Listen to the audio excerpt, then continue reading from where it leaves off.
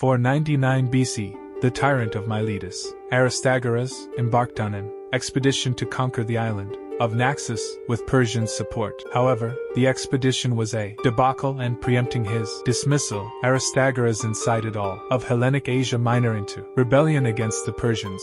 This was the beginning of the Ionian Revolt, which would last until 493 BC, progressively drawing more regions of Asia Minor into the conflict. Aristagoras secured military support from Athens and Eretria, and in 498 BC we find these forces are mustering in their respective capitals.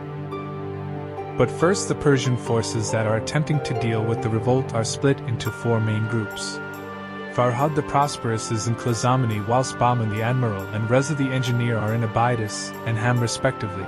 Finally, Sarush the Orator resides in the regional capital of Sardis. In Greece, Dionysius the Phocian musters a large force of hoplites and Athenian triremes ready to sail to Asia Minor, while Euclides of Eretria begins to gather support for an expedition.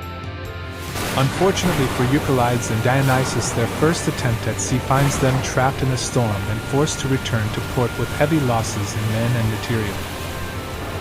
Meanwhile, Bahman the Admiral with a strong force from the Hellespont sails from Abydos to Enus and begins discussions with local leaders on the folly of rebellion. Recovering from his first failure, Dionysius takes a second much smaller force across to Phocea and begins to siege the city's embattled town guard. Farhad rushes with his small force to Syme and begins to gather a larger army from the disparate local forces. Sarush gathers a fast cavalry force and rushes to the aid of Phocea, hoping to relieve the city before it's too late.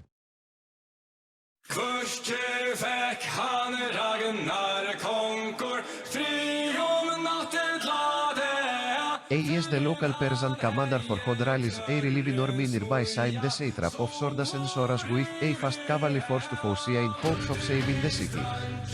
Dionysius the Phasan raises his siege, then forms a line to drive off the Persian cavalry. He hopes to achieve this quickly before rumored reinforcements from Syme arrive.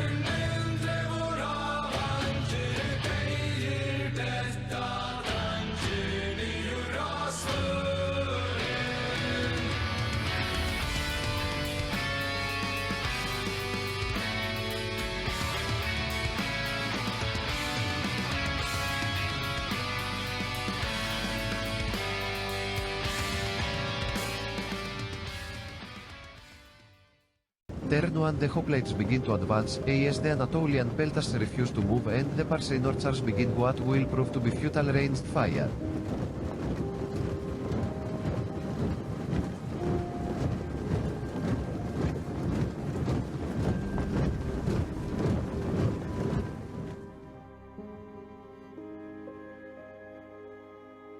Turn 2, as the Persian cavalry take the center, the Greek hoplites and skirmishers advance upon them and drive off the horse archers.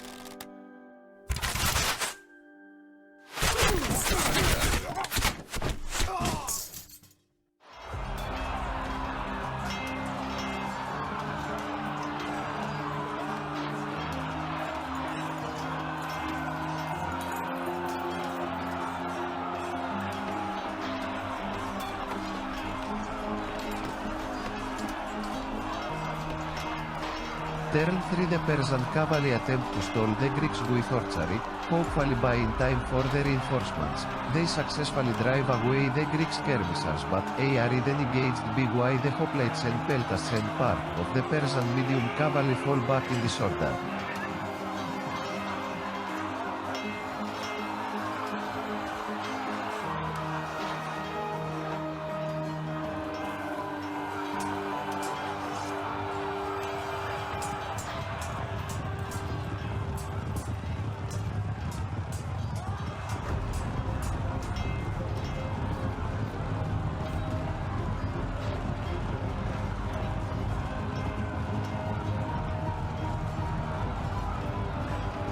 Turn 4. The Persian side chariots drive into the peltasts, showing death and destruction, forcing the peltasts to fall back in shock. Meanwhile, the Greek light cavalry chase of the Persian skirmishing archers and run into a counter-charge from the remaining Persian light cavalry, and they are in turn driven back with heavy losses, even though they outnumber the Persians 2-1. In the center the Greek hoplites start to grind down the Persian cavalry who valiantly hold on in the hope of reinforcement.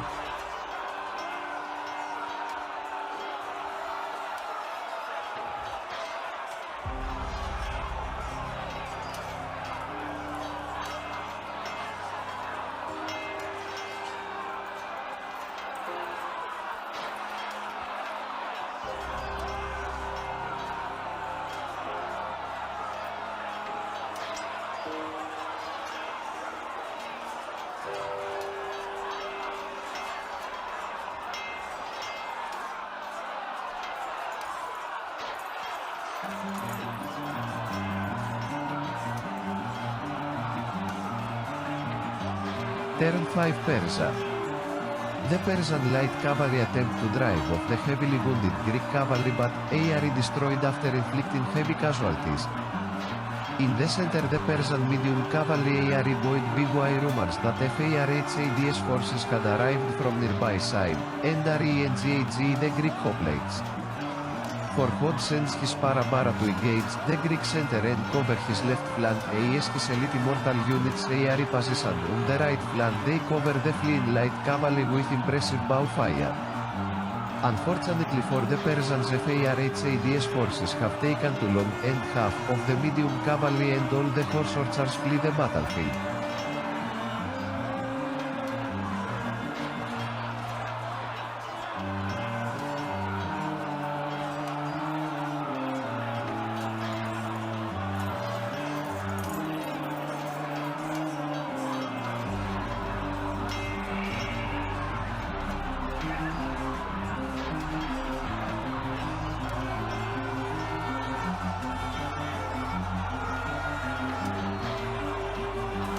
Greek turn 5.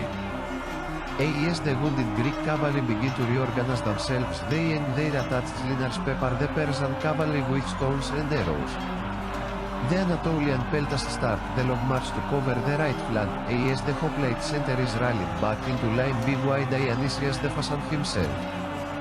The Greek hoplites on the far right prove to be far superior to the Sparabara units facing them and drive the Persian left flank back.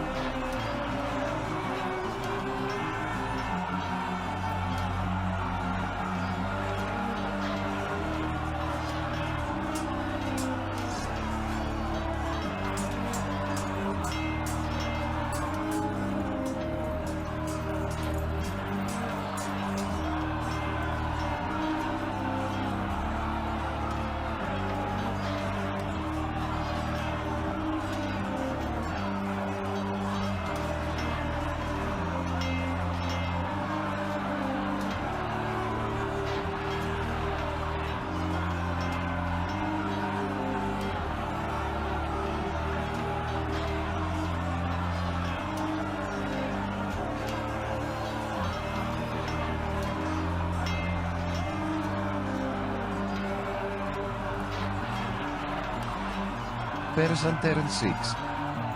The Persian immortal units led by the Cordaics drive into the Anatolian peltasts.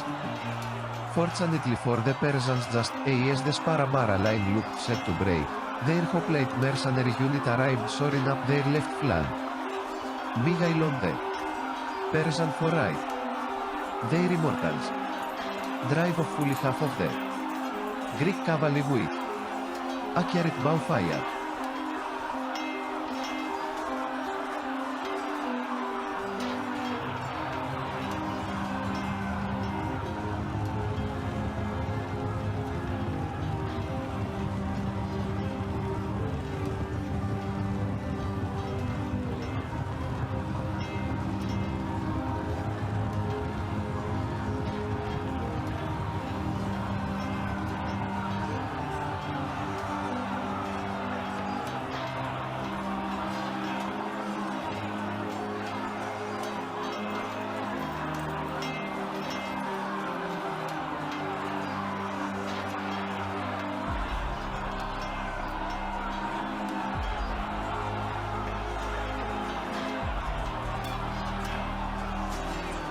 Greek turn 6.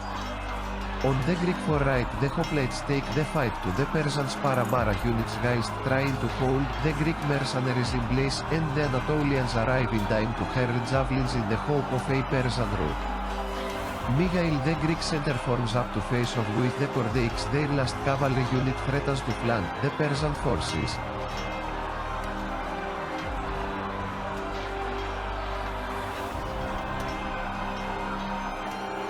Turn 7.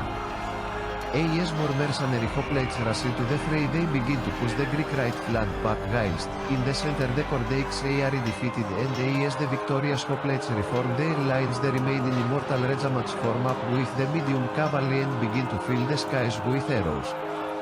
In a pivotal moment for the battle, and maybe even the year's campaign in Dionysius, the Phasan is wounded in combat vs the mercenary hoplites.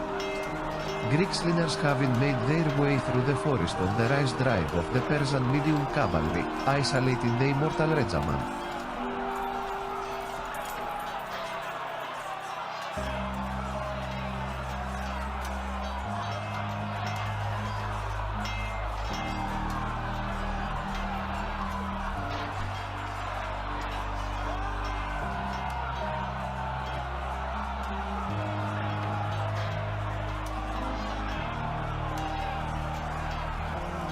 Turn 8 to 9.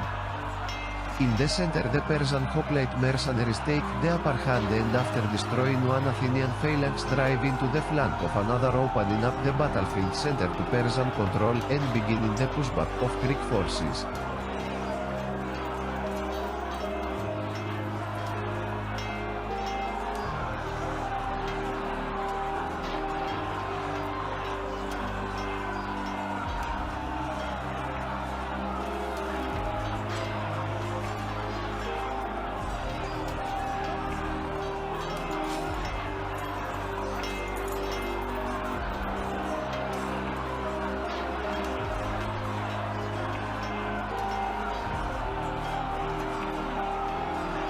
At the rear of the Persian battle line, the medium cavalry are reformed back into line and prepare themselves to hunt down and chase off the soon-to-be broken Greek phalanx.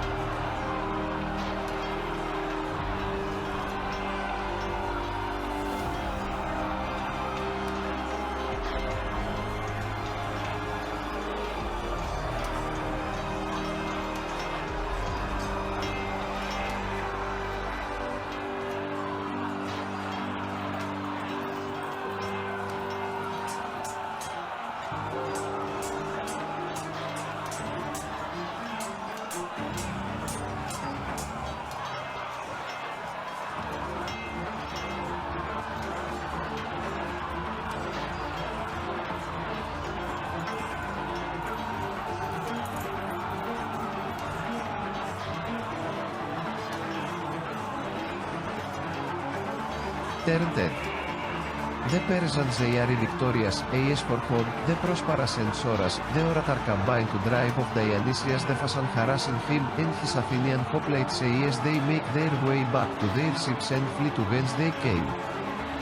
For the Anatolian rebels, fate has a harsher penalty in mind.